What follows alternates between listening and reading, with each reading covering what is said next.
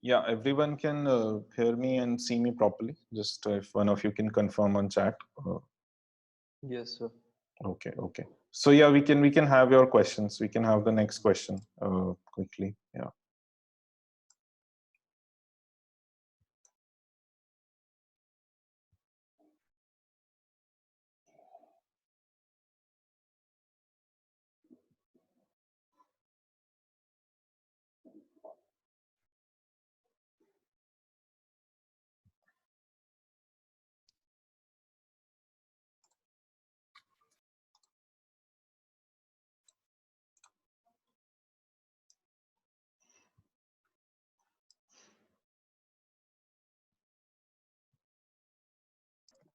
Yeah, the question from Garima is how to mention about drafting work. So, if you can be a little more specific, but I'll take one example. That, for example, if someone has you have provided assistance to any associate or to anyone in the law office for let's say drafting of an agreement. So you and I'll just take a hypothetical example. For example, it's a deed of hypothecation. So you can say that assisted in drafting of deed of drafting replies or rejoinder is your question. So yeah, uh, see, one way in which assistance is sought as an intern from a drafting perspective is proofreading or is to do a spell check. Now, you don't exactly write it as proofreading or you don't exactly write it as spell check.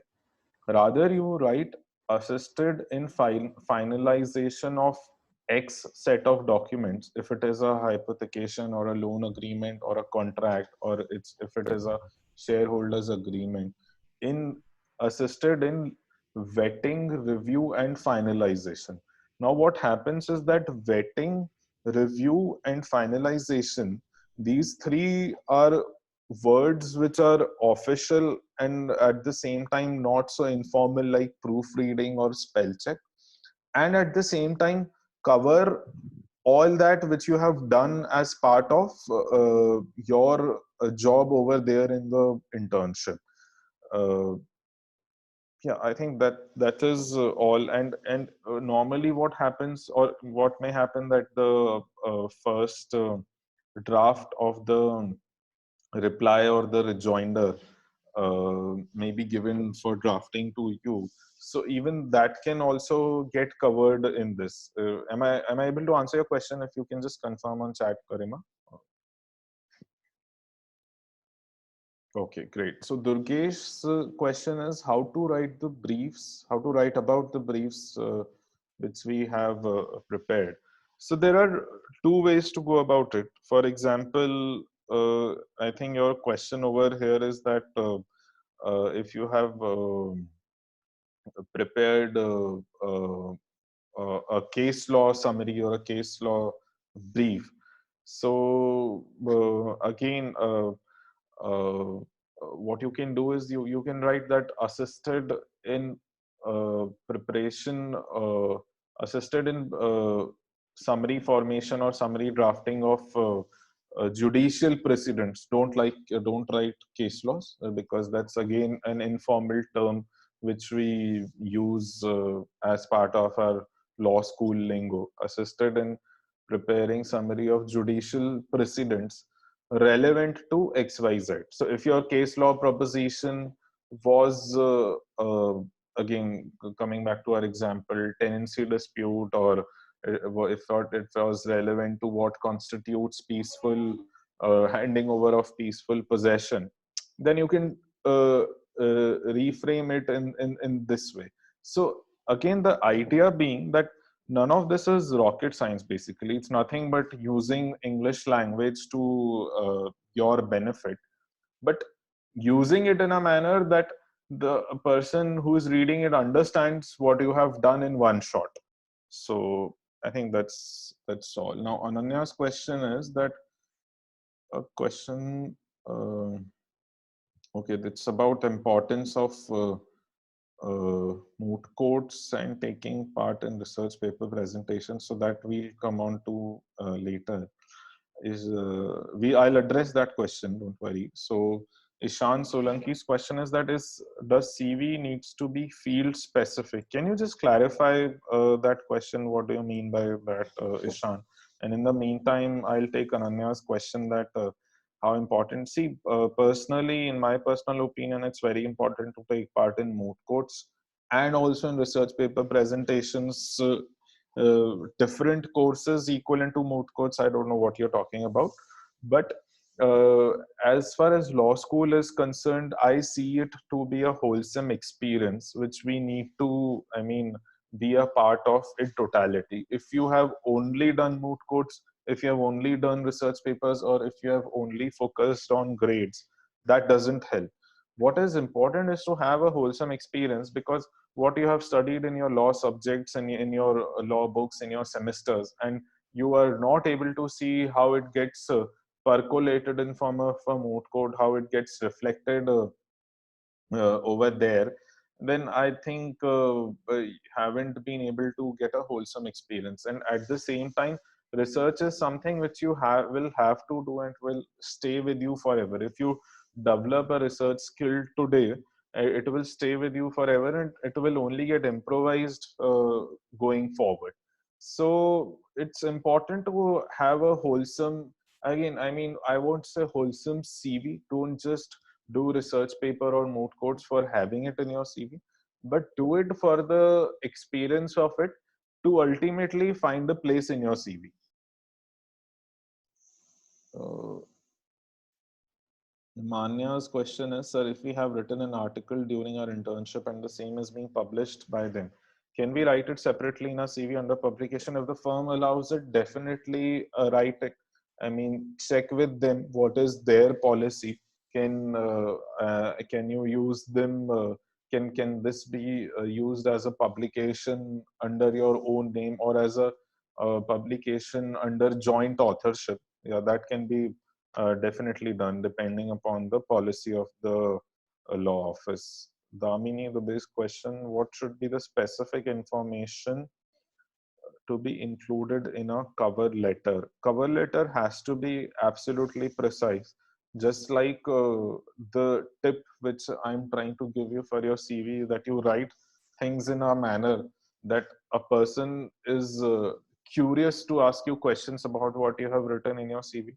Cover letter should be short and precise to the extent that the person becomes curious to open your CV. To put it for as an example, that I'm writing to you to inquire. It's a very informal example which I'm giving you. This is now this is not, it has to be done verbatim, but I'm writing to you to inquire about a prospective job opportunity in your organization. My CV is attached so and so, so and so. I'm currently into this. I did my graduation in this year from this college. That is it. Now, how you reframe this, how you write it in good English, that's how it should be. But no need to repeat your uh, CV credentials, uh, CV credentials in your cover letter separately, is what I mean to say.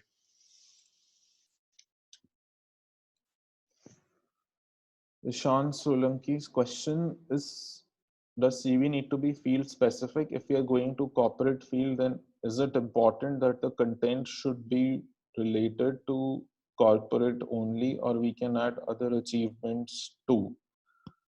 I think this is a very it's a slightly pertinent question, because this reminds me of my own time, that I will only write about IP things, or about criminal law work which I have done during my internships in my CV.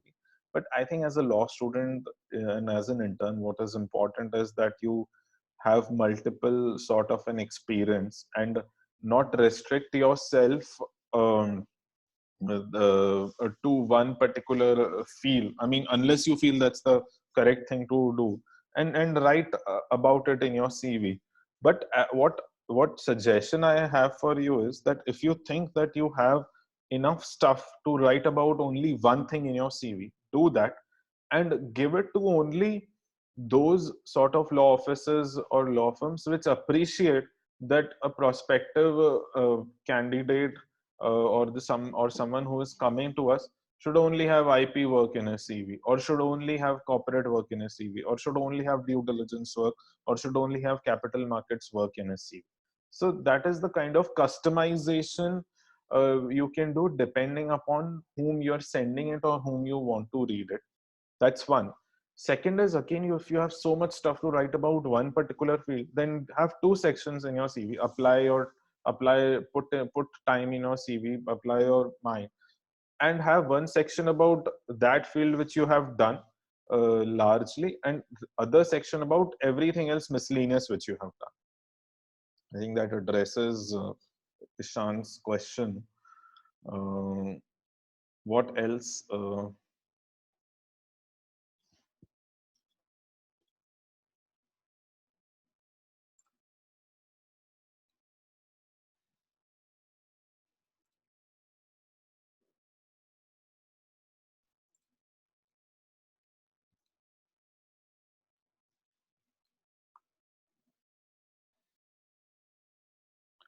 Garima's question is, what are the important things big law firms look for before considering an intern? Okay, I have a cross question for you. What are big law firms, if you can just tell me?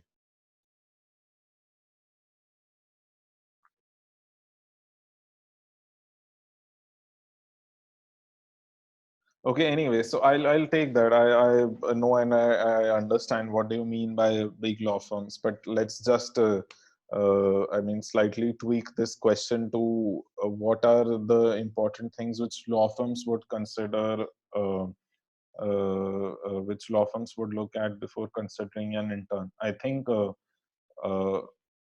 typically they would look at what is the kind of grades which you're having. Not everyone does that, including some of the big law firms. And let's not get into which are the big ones, which are not the big ones. That is a different debate altogether. Also, they would look at all the things which I just explained in the previous session about how and what you have written in your CV. That's one. And again, they would look a mix of overall experience, from internships to research paper writing to moot courts. I mean, I don't think, I mean, there are firms in the market who would only look at grades, and if you have a 6.517, they would offer you an internship. But again, let's just not restrict ourselves to those limitations and only focus on grades. I think largely law firms look at an overall CV, grade being at a slightly higher pedestal in my limited experience.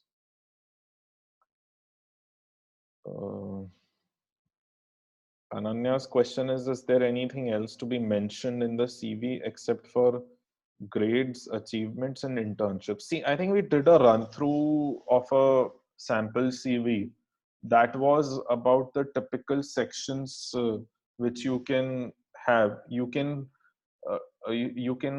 further I mean micro analyze them and divide them, or you can do it at a macro level and you can only stick to grades, achievements, and internships. So as I said, it's totally up to you. There is no fixed I mean straight jacket formula or fixed bracket formula. What happens is that as long as you're in college, normally there's a culture or there's a trend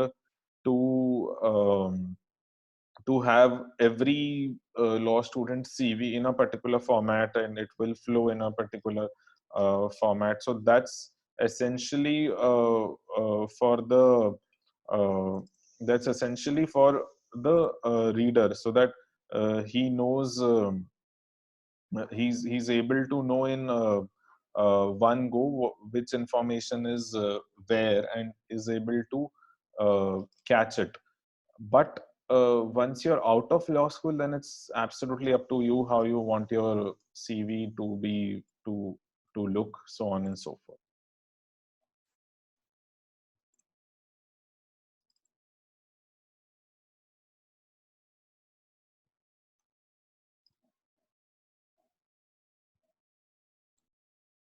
Yeah, Tanvi, you have any question on behalf of your students or in your experience as a law faculty while dealing with prospective recruiters you're seeing outside, anything like that? You can please put it on the chat. There is one question from Ashima Kakkar, which is there any specific template or format to be used while making a CV? No, so I think I just answered that. To begin with, you even I did that. I took a CV from one of my seniors in the, I think, third or fourth year, made some changes to it and so on and so forth. But that was only for a beginning, and after that it's totally up to you how you want to modify it, customize it, uh, so on and so forth. There's no fixed template. All I would say that it should be presentable, it should be well formatted, and it should be precise and self-explanatory. The same points which we just discussed in the previous session. We can have some audio questions if um, any of you have any questions. So you can just go ahead and pitch in.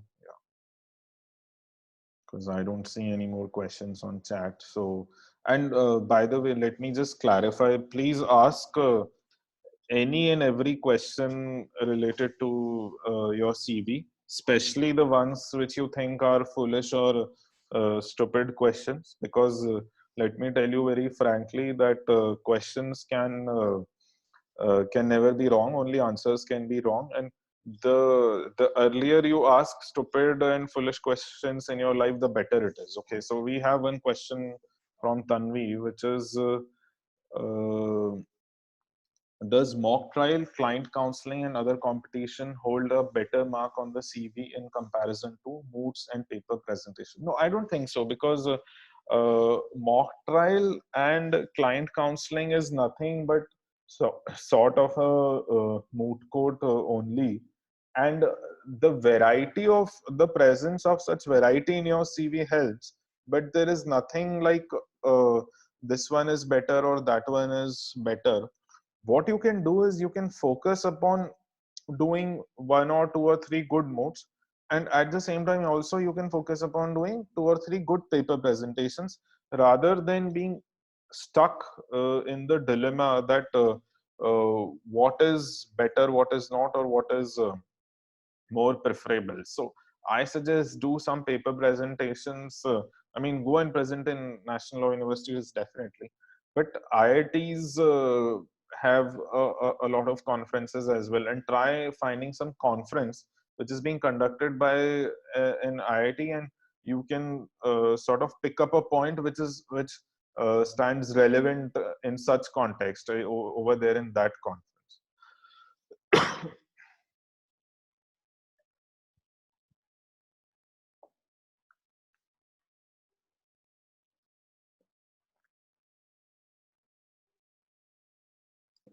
There is a follow-up question from Tanvi, which is uh,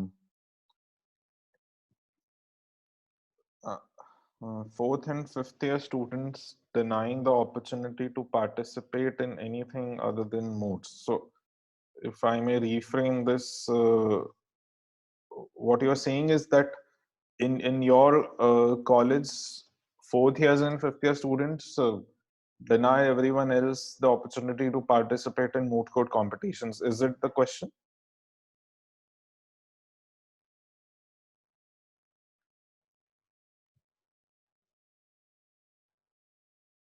Okay, okay.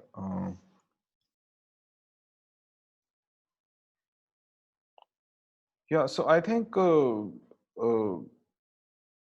what can be done about this is, I mean, that's it's more of an internal issue, to be frank. Or if you can just, if, is this the question that you are concerned that fourth and fifth year Hello. student? Hello, yeah, Hello. yeah, I can hear you now, Tanvi. Yeah, no, I think your voice is cracking. So we'll This take. is not net. Yeah, my voice. We'll take the next question, which is from Ananya. Is mooting more helpful for those who want to go for litigation in future and not others? Because I myself do not want to get into litigation, and I haven't participated in a single moot court yet.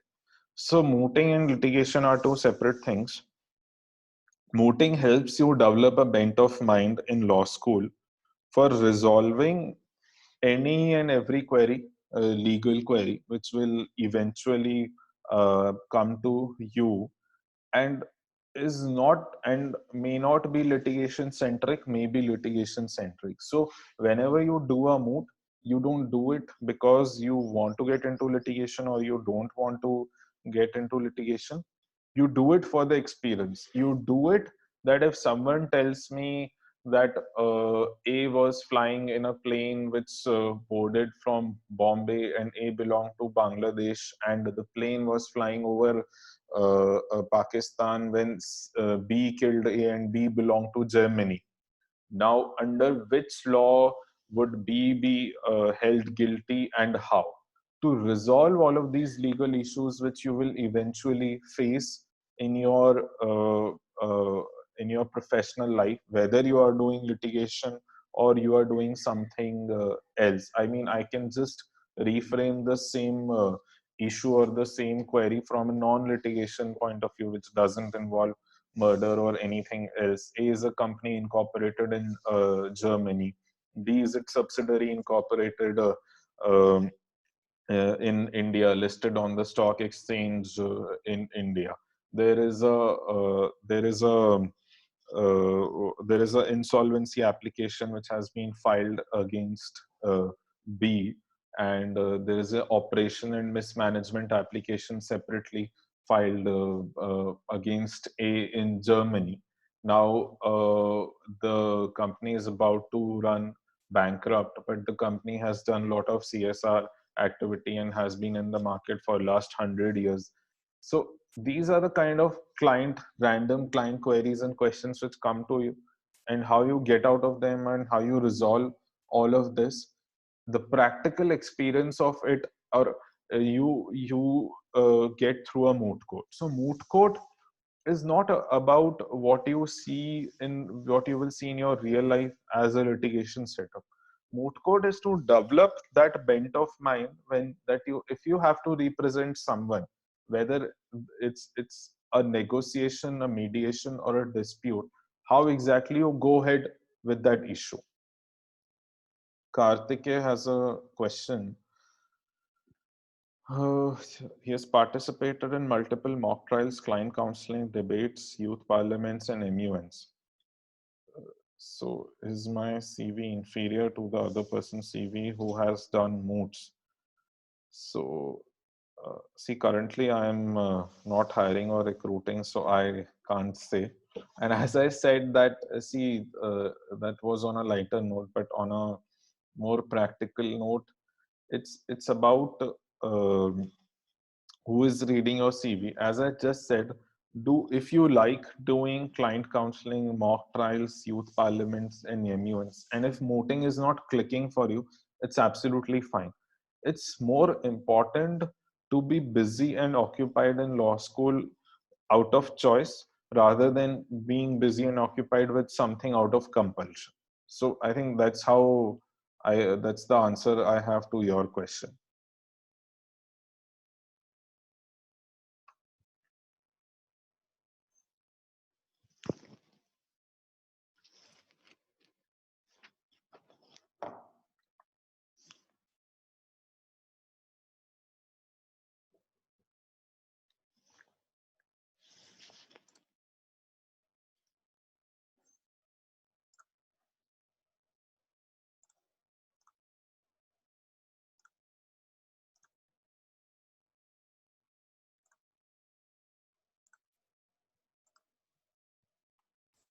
Any final questions if we may have, or anything to conclude?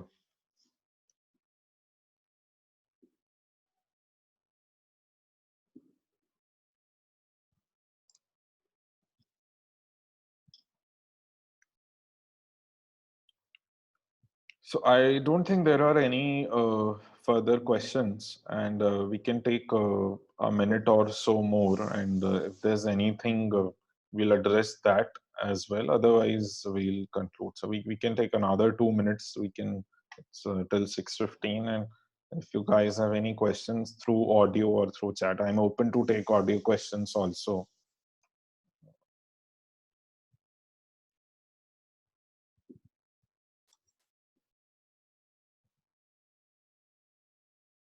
So I think we'll conclude on that note. I don't think there are any further questions. So I am thankful to your professor for arranging this for me as well as for you. I think all of you guys Hello? benefited. Yeah, Tanvi. Yeah, Hello, you can hear me? yeah, Hi. I can hear Thanks you a now. lot, Divanshu.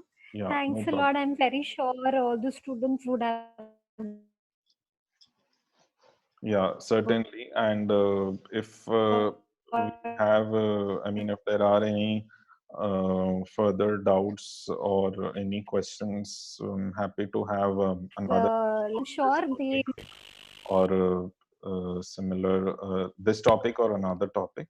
So, yeah, Yes, I can ask the students about any other doubt if they have or any other topic which they want to discuss with you and coordinate the same with you as well. Thank you, Divanshu. It was a very informative session.